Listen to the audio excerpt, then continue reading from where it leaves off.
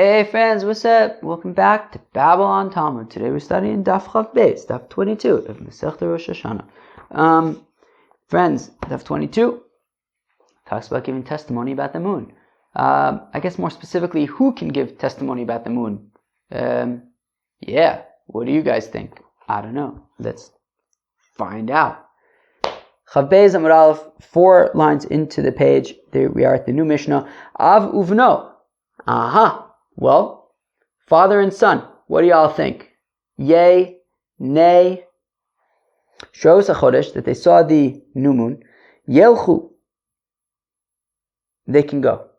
Alright, okay, so, father and son, they see the new moon, and they can go to testify.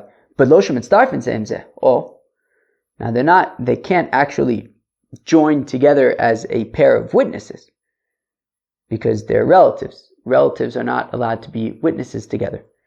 Very interesting. But if one of them kind of trips up in their testimony and they become unusable as a witness, well, the other one becomes a free agent, and I don't know if that makes sense in this context, but the other one is now available to join together with somebody else. Free agency, I think, is a term borrowed from sports. I think. I don't know much about sports. When I was a kid, I played basketball a little bit, but that was a while ago. Pretty sure I haven't really exercised in like over a decade or something. But again, this is an example of something I probably shouldn't be talking about right now. We should go weiter. Reb Shimon Omer, says Reb Shimon, so says Reb Shimon, a father and a son, and all relatives.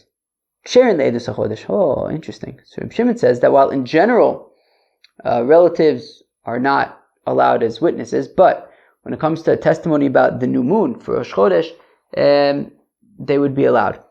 Okay, we'll have to see why that is. Reb Yossi, so it says Reb Yossi that there was a story, all right, with Tuvia the doctor,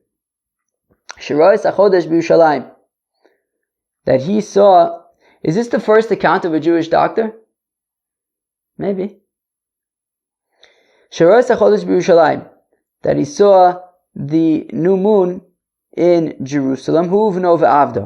Him and his son and his Eved Kanaani, his non-Jewish slave. Oh no, I'm sorry, Ve'avdo Meshuchar, his freed non-Jewish slave who is now a Jew. Alright. Now, when he came to the Kohanim, now I don't really understand why the Kohanim are getting involved over here, but when he came before the priests, they said, "Okay, we'll take you and your son, but not the Eved." But when they came before Bezdin, this trio, Kiblu also Avdo Faslu as Beno. Well, Bezdin accepted Tuvia the doctor and his freed slave, but they didn't accept his son. So it sounds like Bezdin didn't want to accept the testimony of a father and son. They preferred the testimony of the father and the Eved Meshuchar, the freed slave. So Reb Shimon says that a father and son, the Tanna Kama says father and son is not allowed. Reb Shimon says father and son is allowed, the relatives are allowed. And then Reb Yossi brings a story where essentially Bezdin said that leave the son out of it. We don't want the relatives. Amr Reb Levi says, Reb Levi says in the Gemara, my time with Reb Shimon, how come Reb Shimon says that relatives are allowed when it comes to testifying about the moon? Dichsiv, well, the pasuk, friends, what does the pasuk say in Parashas Bo? So the Eibishter spoke with Moshe and Aharon, who were of course brothers, Beretz Mitzrayim, the land of Egypt, Lemor, HaChodesh hazeh lochem, that this moon is for you, Eidu zo teikshir bachem, and Reb Shimon learns that to mean, what does it mean, HaChodesh hazeh lochem, that this month is for you? For both of you, together, as brothers, you're allowed to testify about the new moon. Rabbanon, Eidu zo teimsura lochem. Whereas according to the rabbis, they say, no, it doesn't mean that you would be kosher as witnesses. What it means is that you, as Choshev mentioned, you as sort of very, respected people, I don't know, how do you define that? Very honorable people, whatever. What does Rashi say? It says, L'chshuvei ador. So I guess the most important people of the generation, they are sort of in charge of managing the testimony about the chodesh, and that's what it's. So according to the rabbis, siblings are not allowed, right? Relatives are not allowed to be witnesses. Although, interestingly, I guess it's saying that they are allowed to be judges in a sense. No, but that's not the point. No. Meaning, the pasuk is not saying anything about their relationship. That's the point. Meaning, the pasuk is saying, you, Moshe and Aharon, you are the leaders of the generation. And the point is that the leaders of the generation are going to be sort of in charge of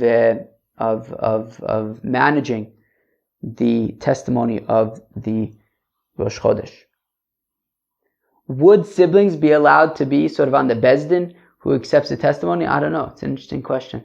But I think that the whole point, though, is that the Rabbanan are kind of moving away from the whole sibling thing and instead focusing on the fact that they're the leaders of the generation.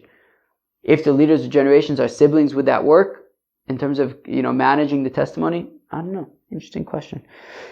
So Rabbi Yossi said that there was a story with Tuvia the doctor who came with his son and his freed slave. Omer of Chanan bar Rava, or says of Chanan bar Rava, Ilchsa Reb Shimon, that the law is like Reb Shimon, that relatives are good to go, are acceptable when it comes to Eidus HaChodesh, testimony about the Rosh Chodesh. Omer Rav Huna to Rav Chanan bar Rava. Now says Rav Huna to Rav Chanan bar Rava, Reb Yossi u'maise, ba'at Omer talacha Reb Shimon, friends. Reb Yossi is Reb Yossi. We all know about Reb Yossi ever since the Erev and Daf Memvav. Reb Yossi is Nimuko Imo, which I think was Daf Yud Ches of Masech Erevin, or something like that. Anyways, it says Rav Huna, I don't understand why are you sort of going with Reb Shimon? Reb Yossi argues with Reb Shimon, and we know that halachim Reb Yossi michaverev, that if we have machlokas between Reb Yossi and Reb Shimon, we're going to pass in like Reb Yossi. And secondly, he actually brings a real story, an actual thing that happened. And what happened in this incident was that the Bezdin said, we don't want to accept you and your son. So we seem to, if we had to pick a side over here, it seems like we would go like Reb Yossi, that relatives are not accepted. Why, Rav Chanan bar Rava, are you saying that the halacha is like Reb Shimon, that relatives are allowed? So again, on Rav Chanan bar Rava, Hilchsek Reb Shimon, Rav Chanan bar Rava says that the halacha is like Reb Shimon. Amar Rav Huna Rav Chanan bar Rava, and Rav Huna then says to Rav Chanan bar Rava, Reb Yossi u'maisevat Omar Tilchsek Reb Shimon. He says, I don't understand. We have Reb Yossi arguing with Reb Shimon, and also we have a story where in the story Bezdin did not accept the son. Omar lo. So Rav Chanan bar Rava responds to Rav Huna, Vazmin Sagin, Amore Kame de Rav, Hilchsek Reb Shimon, V'lo Amar V'lo Midi. And says Rav Chanan bar Rava, but I don't understand. I've been in front of Rav many times, and I've said that the halacha is like Reb Shimon, and he had no problem with that. So I don't understand. I said in front of Rav, Rav, the great Rav, who is Rav Huna's Rebbe. So Rav Chanan bar Rava says, I don't understand. Many times I was in front of Rav, and I said that the halacha is like Reb Shimon. He didn't seem to have a problem with it, so I don't understand what your problem is, Rav Huna. So Omer le Hechi Tanis, to which Rav Huna says, wait a second, tell me exactly what you said in front of Rav, that you're saying that Rav had no problem with. Omer le Ipcha. And Rav Chanan bar Rava then said over what he said in front of Rav, and it was actually the opposite. It was that Reb Yossi, so the way that he explained it in front of Rav was that Reb Yossi was saying that relatives are permitted, and Reb Shimon was the one that was saying that relatives are not allowed, and he brought the story where the Bezdin accepted Tuvia, the doctor, and the freed slave, but not the child. So Amalei, Mishum Hachi lo Amalach v'lo midi. To which Rav Huna says, bingo. That is why Rav accepted what you said in front of him, because you were saying that Reb Shimon, who you're saying the halacha is like, was saying that relatives are not allowed. I mean, you got it backwards. And that's true. Relatives are not allowed. As we saw in that story, that the Bezdin accepted Tuvia the doctor and his freed slave, but not his child. So, That is why Rav didn't say anything to you. So it's Rabbi Yossi who's saying that. So the way that Rav Chanan bar Rava was saying it in front of Rav is that Rabbi Yossi was saying that relatives are allowed, and Reb Shimon was saying relatives are not allowed, and he brought the story with Tovia Rofe, and then he was saying that the halacha is like Reb Shimon, which is that relatives are not allowed, and that's true, and that's why Rav accepted it. Now, what about the fact that when we have machlokas between Reb Yossi and Reb Shimon, the halacha would be like Reb Yossi?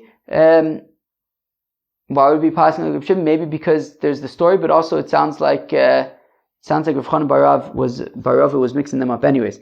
So maybe that's not a question. Amr Tevi Breite Mari Tevi, Amr Vukva, Amr Marukva, Alocha Kishmuel. What? No. Let's read that again. This is a little, this is not confusing at all, but it doesn't roll out of the tongue easily. Amr Tevi Breite Mari Tevi, Amr Marukva, Amr Shmuel, Alocha Reb Shimon. Boom. So they all say that the halacha is like Reb Shimon, although there's different gears that says Taka the halacha is not like Reb Shimon. Friends, maybe let's take a vote. Whoever thinks that the halacha is like Reb Shimon, in WhatsApp, do a thumbs up. And if you think that the halacha is not like Reb Shimon, you do a thumbs down. Let's see if we get more thumbs ups or more thumbs down. Yeah, let's do that. New Mishnah. Elu and Apsulin, these are the fellows who are not allowed to testify about the new moon. Hamsachik bekuvya, a fellow who gambles, he plays with dice. Umave bribis, people who lend with interest. Umafricha yonim, also a type of gambling, dove racing, pigeon racing, maybe something like that. V'sochari shvius, people who do business with produce of shmita. V'avodim, and slaves. Ze'aklal. This is the rule. Any testimony that a woman would not be allowed to give, well, these people are unable to give. In fact, it says the Gemara, but any testimony that a woman can give, for example, to testify that a woman's husband passed away and that she is not in a guna and that she's allowed to get remarried, a woman can give that testimony, or to testify that a different woman, in terms of the context of sota, that she secluded herself with another man, in which case she then wouldn't drink the sota waters. So these things are what about these things? A woman can testify for them, and so so we had said in the Mishnah that any testimony that a woman is not allowed to testify in or for about. So these people in the Mishnah, like our gambling friends, are not allowed to testify either. Now, ha'isha ksheira la, says the Gemara, but if a woman can testify about something, afein ksherin la, they can also testify about this thing. Amar Rav Ashi is also meris, says Rav Ashi, this says, gazlan to devrein ksherin le'edus isha, that these gazlonim midrabanan, such as, for example, this gambler, right? Gambling is asmachta lo kanya. I think it came up in Masechta Eruvin that when you gamble, the thing is that Reuven and Shimon are gambling. Reuven wins. The thing is, it's a shtickle stealing, because Shimon, if he knew he was going to lose, he would never have gotten involved. Shimon only put down his money because he was assuming in a certain sense that he was going to win and he was going to get the money.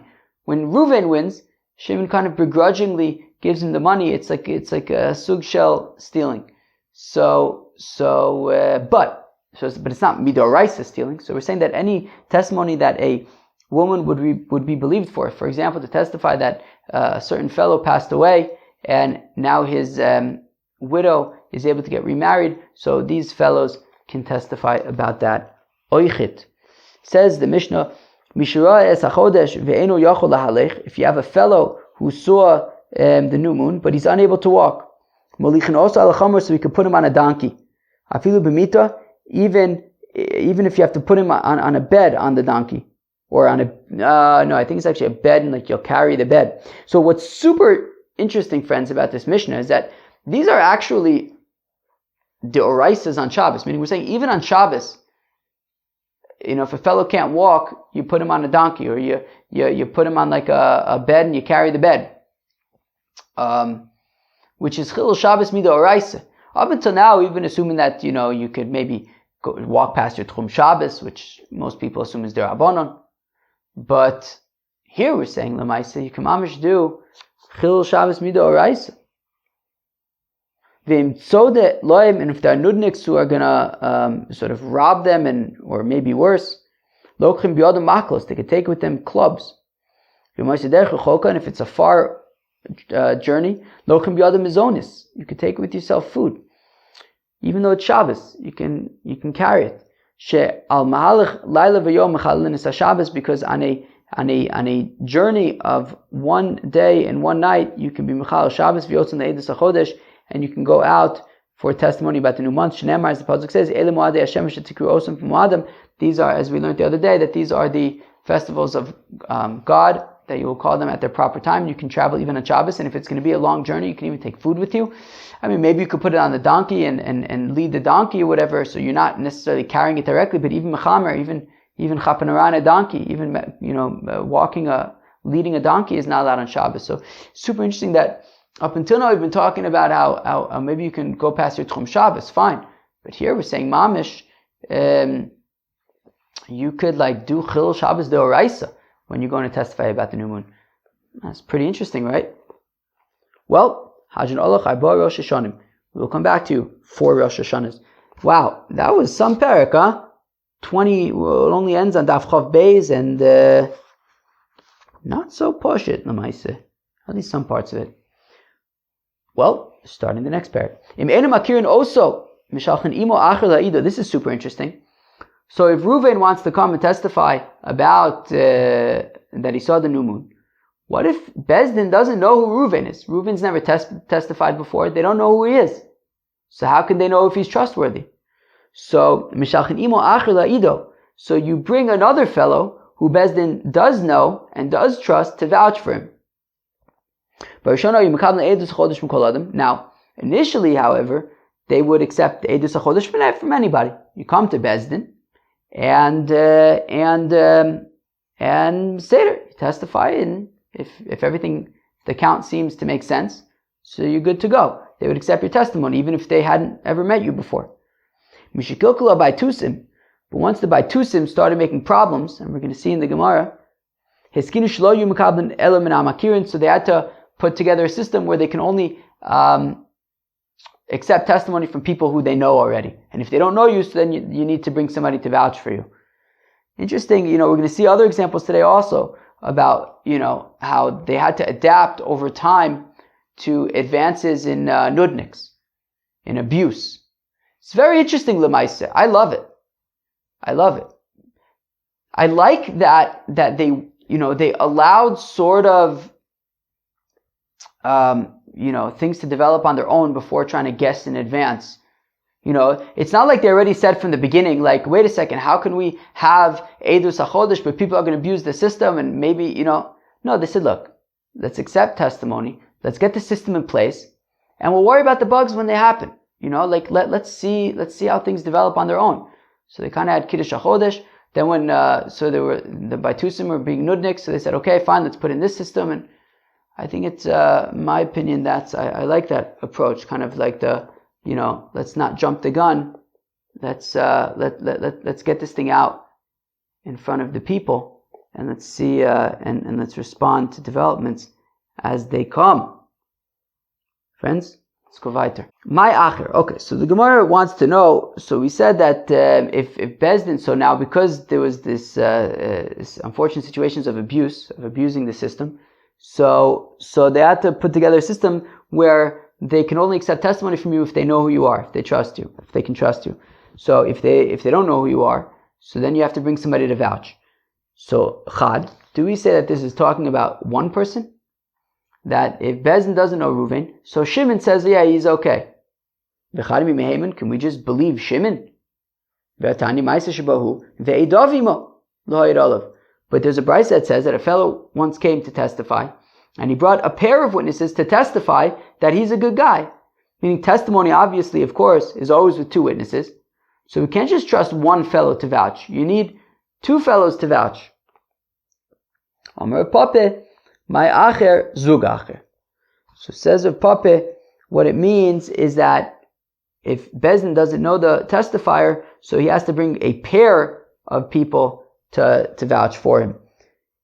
Hachinami Mistavrin, this taka makes sense to say like this. Dilote Machi, because if you don't say like this, also, my also. When the Mishnah says, if they don't recognize him, who's him? If you're saying that it means him as an individual, but one person can't testify for the new moon. Mishpat ksivbe. It says, right? Mishpat Yaakov. That the establishment of the new moon is a mishpat, is a judgment. And judgments require pairs of witnesses, not single witnesses. So elamai also azug. So when it says in the Mishnah that if they don't recognize him, it means if they don't recognize it, if they don't recognize the pair. Hachinami mayacher zug acher. So also when it comes to if they don't recognize the pair, you need another one to testify. It means another pair to vouch for the pair that's testifying. One second. We can't just trust one fellow to vouch. We learn in Brisa Ma'aseh Rab Norai. There's a story with Rab Norai. Friends, who is Rab Norai? So Taku, we saw a few different opinions. We saw that it could be Rab Nechemya. We saw it could be Rab Meir. Do we see anybody else? I think that maybe there was Taka. I don't know. Maybe it was a separate person. But, alright. Shalach Eitzel Ha'ed L'Ha'ir Olav B'Shabbos B'Usha.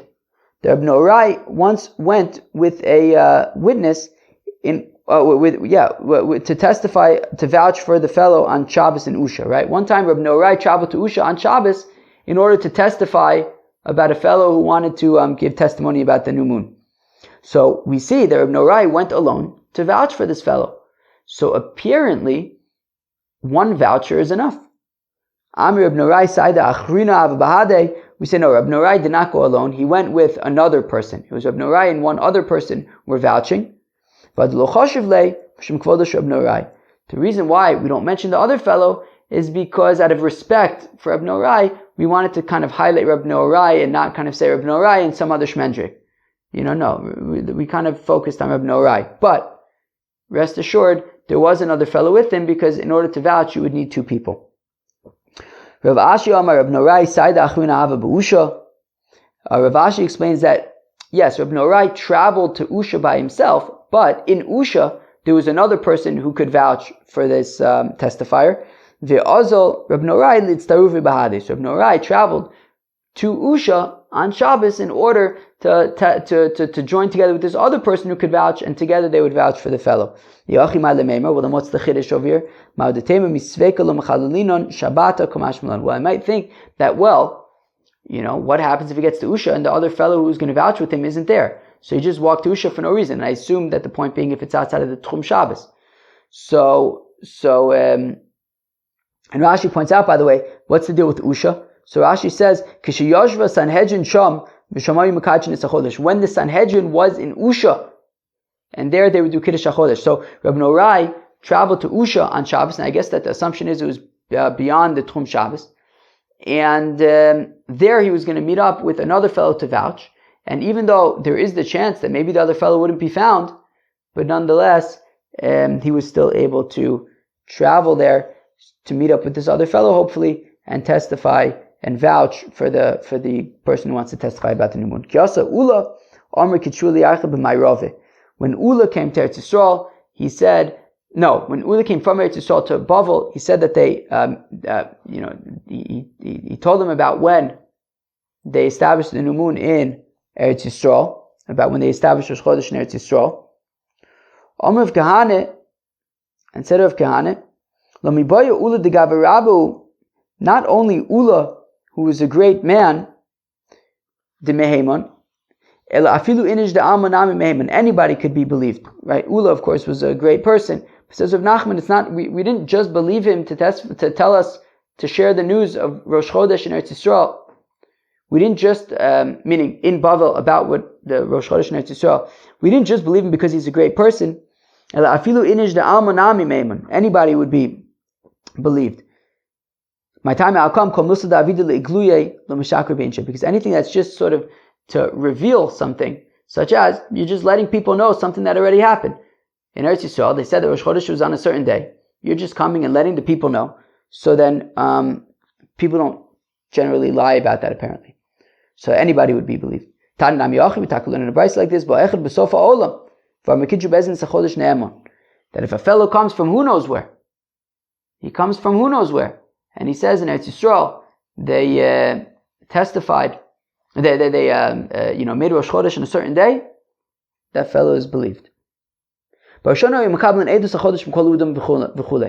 the Mishnah had said that initially, before the abuse of the system, initially, anybody could come to Beis Din and give their testimony, and if their testimony kind of stood up to the scrutiny, so they'd accept it. But then what happened was people were taking advantage of the system, exploiting the bugs for their own sinister ends, and so they had to kind of develop features to enable the system to continue without the abuse. Tanu Rabbanan, the rabbis taught, Ma kilkul abaytusin. So what exactly was this abuse of the system that happened by the Baitusin that the Mishnah alluded to? One time the Baitusin wanted to mess up the Chachomim. Rashi explains that because it was Rosh Chodesh Nisan, and it was on day 30 was on Shabbos, and if they could basically say that Rosh Chodesh was on Shabbos, so then that means that the first day of Pesach is Shabbos, which means that when you start saying the counting Sfiras Omer would be Mimachor Shabbos on Sunday, the next day, which would work out perfect for them because they learn out that Mimachor Shabbos means a Wednesday. Now we learn out that Mimachor Shabbos means the second day of Pesach. Did I just say Wednesday? I don't know what I said, but a Sunday, right? So the Baitusim say that when it says Mimachor Pesach, it means Sunday, always Sunday. No. Oh my gosh, I need more coffee. Mimachor Shabbos. When it says Mimachor Shabbos, it means Sunday. So according to the Baitusim, they have an interest in making sure, they have an interest in Rosh Chodesh Nisan being on a Shabbos. That way, you'll start saying Sfiras Omer Mimachor Shabbos on Sunday. And everybody will be happy, right? That they'll have their Sunday. According to the other opinions, it'll just be the second day of Pesach anyways. So therefore, they had an interest. The 30th day of Adar, I don't even know if I said 30th day of Nisan before. I don't know what I'm saying. But the 30th day of Adar was on a Shabbos. And they had an interest in declaring that day as the first of Nisan, so that Sfiras Omer and Shavuos and all that stuff will end up being on a Sunday, so that they can have their Mimachor Shabbos. So Pamachas Bikshu Baitusim Latos is Chachomim. So one time the Baitusim kind of wanted to make the Chacham mess up. Sachu Shnei Bnei Yehudim. So they hired two fellows, B'dalad Mei Zuz for 400 Zuz. 400 Zuz total, 200 each. Echad Mishalanu v'Echad Mishalayim. And unbeknownst to them, while one of them was a Baitusi, the other one was Mishalanu. One of them was not, it was one of us. Was playing on our team. Shaloim Heireduso V'yotzo. So their Baitusi witness gave his testimony and left. Shelanu, but the guy from our side, Amrulo, they said, so the Beis Din, they said to him, Emor, Keitzad Ra'isa Salvana, tell us, how'd you see the moon? Amruloim, so our guy on the inside said to them, well, Olaisi b'mayla adumim, I was coming up in Mayla Adumim, V'ra'isiv she'uravud bein beis sulaim, I don't know what this means, but I saw that the moon was crouching between two stones. Rosh Odom le'egel, Oznav Dom le'gdi, Kanev Dom le'tzvi. Its head was like a calf, and its ears were like a goat, and its horns were like a deer. V'znav munachas lo ben yarchosav, and its tail was between its legs. V'itzatzti bo, and I looked at it. V'nirtati v'nafati lachore, and I got startled and I fell backwards. Friends, that ever happened to you when you looked at the moon? And if you don't believe me, I have 200 zuz in my turban. Amulo, they said to him, or maybe my cloak. They said to him, he was spilling the marbles. He was saying, by the way, FYI, wink wink, I've been paid off to give this testimony. So they said to him, who paid you off? Who sent you? Well, I heard about this plan about this scheme that the Baitusim had to mess with the Chachamim and get them to declare the wrong day as Rosh Chodesh. Amarti, I said, Elich Ani, I'll be the one to go, and I'll let the Chachamim know, Shemayavo b'nei Adam she'ena muganim, right? He figured I may as well jump in and save the day, because if I don't jump in, then another Baitusi is going to jump in, V'yitu es Chachamim, and then they may actually succeed in messing up the rabbis. So Amrulo, they said to him, they said to him, thank you very much for letting us know about this. You can keep the 200 zuz, and we're going to find out who sent you, and we're going to bind up his hands on the beam and whip him. And at that point, they had to say, okay, there's a new system in place, which is we have to know who you are in order to accept testimony from you, and if we don't, then we need somebody to vouch for you. Says the Mishnah, so initially, what they did, again, before there was abuse, what they would do is, when Bezdin was Makadesh the Chodesh, when they would establish the new month, so they would go out to Har HaZeisim, as we're going to see in a second, they would light a torch. And then, on the next mountain, they would also light a torch. And very quickly, word would spread throughout all the Jewish communities about when Rosh Chodesh was. Because they would see the torch, know that day was Rosh Chodesh. And that's kind of very efficiently, they were able to spread the word. But as you can imagine, it's also very easy to abuse that system by just lighting torches when it isn't actually Rosh Hashanah and confusing everybody. Rosh Chodesh and confusing everybody. So initially they would light these torches, but once the kusim started messing with the system, so they had to come up with a more reliable system. So they sent out these messengers to represent the Bezdin and inform the communities when Rosh Chodesh is. What did this whole torch ceremony look like? The whole torch system. Mavian klon saos shel erez, they would bring cedar like beams, aruchin that were long, vikonim and reeds, ve'atzei shemen and olive wood, v'noores shel pishton and other flammable materials, v'korach b'mashicha, and they would tie it all together for all the Rosh Hahar and go up to the top of a mountain, umatzis boy and esaor, and then they would light it on fire. Umolich, umevi, umayle, umorid, and they would wave around this torch.